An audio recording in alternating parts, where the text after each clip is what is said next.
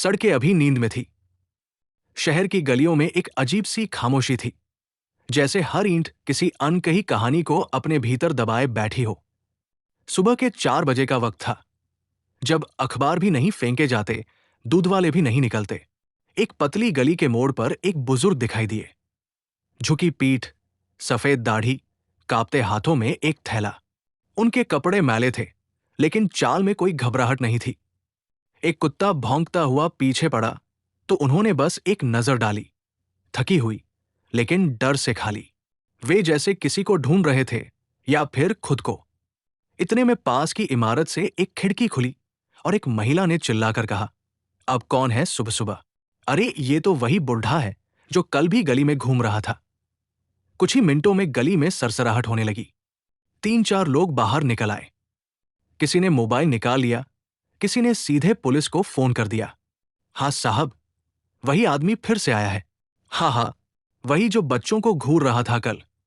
जल्दी आइए। 5 मिनट में पुलिस की गाड़ी गली में घुसी। सायरन नहीं बजा, लेकिन उसकी मौजूदगी ने माहौल बदल दिया।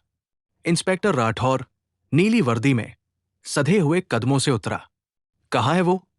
उसने पूछा। यही रहा साहब, यही बैठा है नाली के पास, एक लड़का बोला। बुजुर्ग ने पुलिस को देखा। उनके चेहरे पर न हैरानी थी, न विरोध। उन्होंने उठने की कोशिश की, लेकिन लड़खड़ा गए। नाम क्या है तुम्हारा? राठौर ने पूछा। कोई जवाब नहीं। यहां क्या कर रहे थे सुबह सुबह?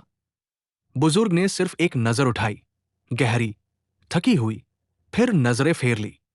इंस्पेक्टर ने इशारा किया और 2 सिपाहियों ने उन्हें पकड़ लिया। कोई आईडी नहीं, कुछ नहीं। शक की स्थिति है, राठौर ने कहा। ले चलो थाने। गली के लोग अब मोबाइल कैमरे चालू कर चुके थे।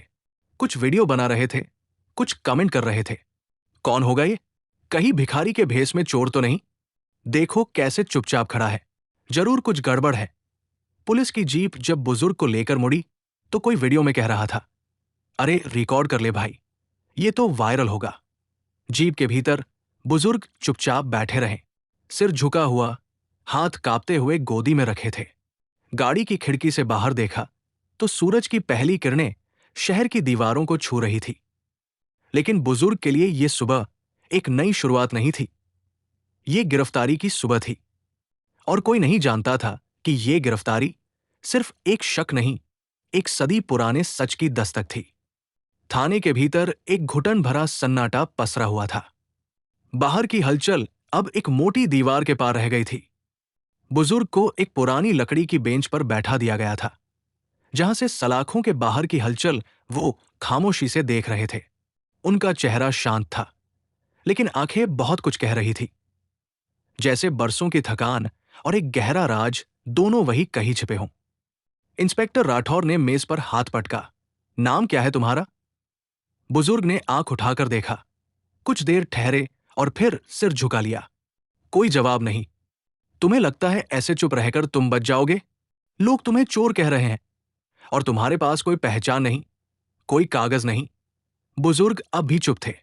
पुलिसकर्मी रवि, जो वहां नए नए आया था, धीरे से बोला, सर, इनकी जेब से एक पुराना ताबीज मिला है और एक फटा हुआ फोटो, शायद किसी परिवार का। राठौर ने ताबीज उठाकर देखा। पुराना है, शायद 20-30 साल पुराना। इसका मतलब क्या निकले? यह आदमी कौन है? पूछताछ का सिलसिला चलता रहा। सवालों की बौछार, धमकियों की लहर, पर बुजुर्ग की चुप्पी टूटने का नाम नहीं ले रही थी। कई बार वो कुछ कहने को होंठ खोलते, फिर जैसे कोई अदृश्य जंजीर उन्हें रोक देती। थाने में चाय की महक फैली थी। शाम होने को आई थी। एक हवलदार ने बुजुर्ग के सामने चाय रखी।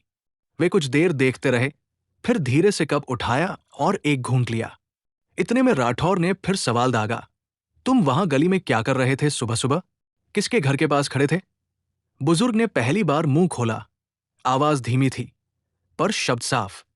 रास्ता भूल गया था। रास्ता भूल गया था? कहाँ जाना था? जहां से कभी लौटा नहीं। थाने का माहौल एक पल को थम गया। ये जवाब सवाल से कहीं बड़ा था। राठौर ने आंखें सिकोड़ते हुए पूछा, मतलब? साफ साफ बोलो।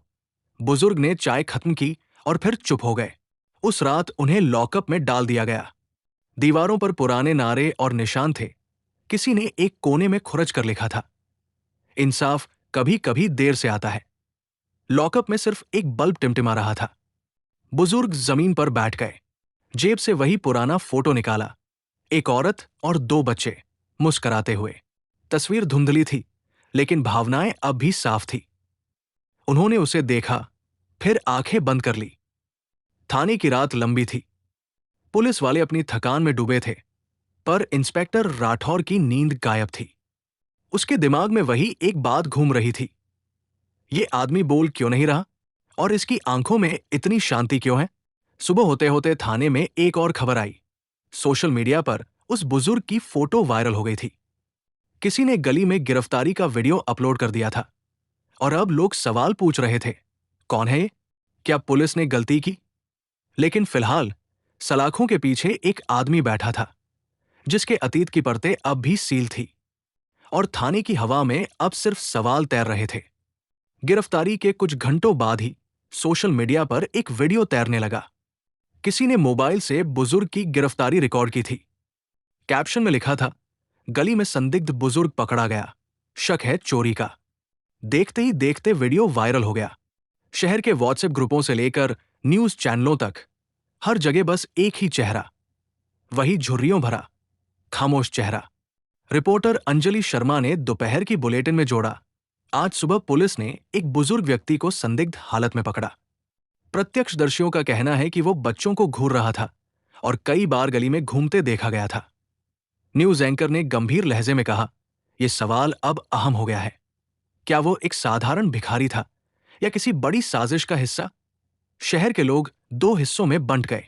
कुछ लोग सोशल मीडिया पर ह्यूमन राइट्स का झंडा उठाए कह रहे थे, अगर वो निर्दोष है तो क्या सिर्फ शक के आधार पर किसी को गिरफ्तार किया जाना सही है?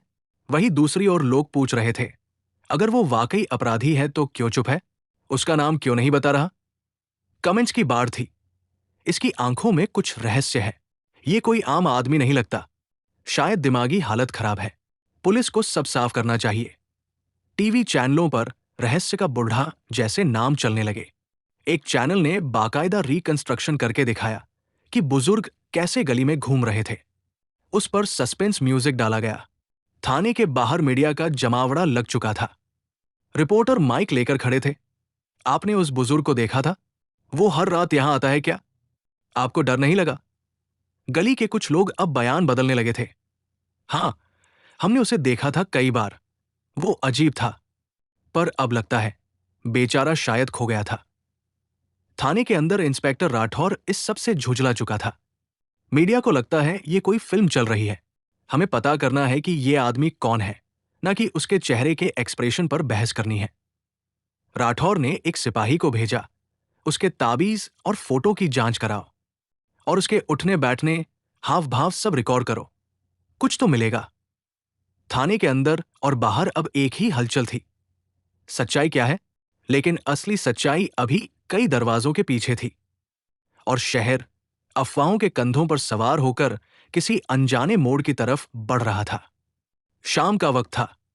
थाने के बाहर अब भी मीडिया जमा थी, पर भीतर एक नई हलचल शुरू हुई।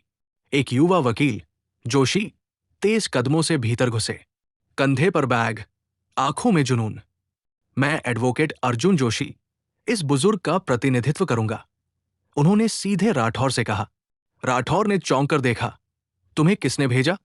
किसी ने नहीं भेजा, मैंने खुद ये केस लिया है, इंसानियत के लिए। राठौर ने हल्की हंसी के साथ कहा, बड़ी फिल्मी बात कर रहे हो वकील साहब। खैर, चलो मिल लो अपने मुवक्किल से। अर्जुन को लॉकअप में ले जाया गया। बुजुर्ग जमीन पर बैठे थे, वही चुप्पी, वही शांत चेहरा। अर्जुन बैठ गए सामने। कुछ पल तक सिर्फ सन्नाटा था। मेरा नाम अर्जुन है, मैं वकील हूं, मैं आपकी मदद करना चाहता हूं। बुजुर्ग ने देखा गहरी निगाह से, फिर कहा, क्यों? क्योंकि ये सिस्टम अक्सर गलतियों से भरा है और किसी को तो आपके पक्ष में खड़ा होना होगा। बुजुर्ग ने सिर हिलाया, जैसे कुछ समझ रहे हों। फिर धीरे से बोले, नाम पूछोगे नहीं? जब आप खुद बताना चाहेंगे, बता दीजिएगा। उस एक वाक्य ने दीवारें तोड़ दी। पहली बार बुजुर्ग की आंखों में कुछ हलचल दिखी। अगले दिन कोर्ट में हलचल थी। मीडिया, पुलिस और आम जनता सबकी निगाहें उस बुजुर्ग पर थी, जिसे अब तक रहस्य का बुढ़ा कहा जा रहा था। जज ने केस का प्रारंभ करते हुए पूछा, आरोपी का नाम? सरकारी वकील बोला, अभी तक पहचान नहीं हुई है, मिलॉर्ड। व्यक्ति चुप है और सहयोग नहीं कर रहा। अर्जुन खड़े हुए, मिलॉर्ड, कोई अपराध सिद्ध नहीं हुआ है। पुलिस ने सिर्फ शक के आधार पर इन्हें पकड़ा है और कानून में शक की कोई जगह नहीं। जज ने बुजुर्ग की ओर देखा, क्या आप कुछ कहना चाहते हैं? बुजुर्ग खड़े हुए, एक क्षण रुके, फिर बोले, जिस जगह पहुंचा हूं वहां से लौटना आसान नहीं। कोर्ट में सन्नाटा छा गया। जज ने राठौर से पूछा, आपके पास क्या सबूत है? मिलॉर्ड, सिर्फ संदिग्ध गतिविधि और पहचान न होने के आधार पर गिरफ्तारी हुई है। जज बोले, मैं इस केस की अगली सुनवाई एक सप्ताह बाद रखता हूं। पुलिस को निर्देश है कि उस व्यक्ति की पहचान का पूरा प्रयास करें। रात में बुजुर्ग नींद में थे, पर आंखें बार बार खुल रही थी। अतीत लौट रहा था, आग, गोलियों की आवाज, एक झंडा और एक भागती औरत की चीख। फ्लैशबैक में हम देखते हैं, साल 1984, एक छोटा सा गांव, एक नौजवान इंद्रवीर सिंह सेना से लौटा था। गांव में तनाव था, राजनीतिक टकराव, धार्मिक कट्टरता और अपराधियों का राज। इंद्रवीर ने एक दिन 3 बच्चों को एक गैंग से बचाया। उसी रात बदला लिया गया। उसके घर को आग लगा दी गई। पत्नी और बेटे गायब हो गए। वो बच गया, लेकिन मानसिक और भावनात्मक रूप से बिखर गया। इंद्रवीर को समझ आ गया था, उसे मरना नहीं, गायब हो जाना है। उसने अपना नाम छोड़ दिया, शहर शहर भटका, किसी पहचान के बिना जिया। अर्जुन ने बुजुर्ग के कहे कुछ शब्दों के आधार पर गांव का सुराग पकड़ा। वो अपने सहायक के साथ उस क्षेत्र में पहुंचा जहां इंद्रवीर कभी रहते थे। गांव के कुछ बूढ़े अब भी जिंदा थे। एक ने कहा, इंद्रवीर, अरे वो तो हीरो था, लेकिन वो तो मर गया ना। अर्जुन ने फोटो दिखाया।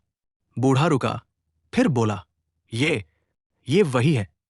मंदिर के पीछे वाली जमीन से एक पुराना ट्रंक मिला, जिसमें था सेना का बैज, एक पत्र और परिवार की एक धुंधली तस्वीर।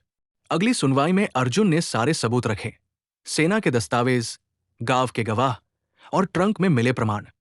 सरकारी वकील ने कहा, यह साबित नहीं होता कि यह व्यक्ति वही इंद्रवीर है। अर्जुन ने बुजुर्ग को खड़ा किया और एक पुराने गवाह को सामने बुलाया, एक सेवानिवृत्त फौजी जिसने इंद्रवीर के साथ ट्रेनिंग ली थी। इसे पहचानते हो? जैसे आज भी उसी पल में हूं। ये इंद्रवीर है। कोर्टरूम भरा हुआ था। अर्जुन ने सबूत, गवाह और एक रिकॉर्डिंग चलाई गांव में एक महिला की, जो रोते हुए कह रही थी, इंद्रवीर लौट आया है। जज ने आदेश दिया, इस व्यक्ति की पहचान अब सिद्ध होती है। नाम, इंद्रवीर सिंह, पूर्व सैनिक। कोर्ट में तालियां नहीं, आंसू थे। सरकार ने माफी मांगी। पुलिस ने बयान जारी किया। मीडिया ने नया हैशटैग चलाया। इसी के साथ ये स्टोरी समाप्त होती।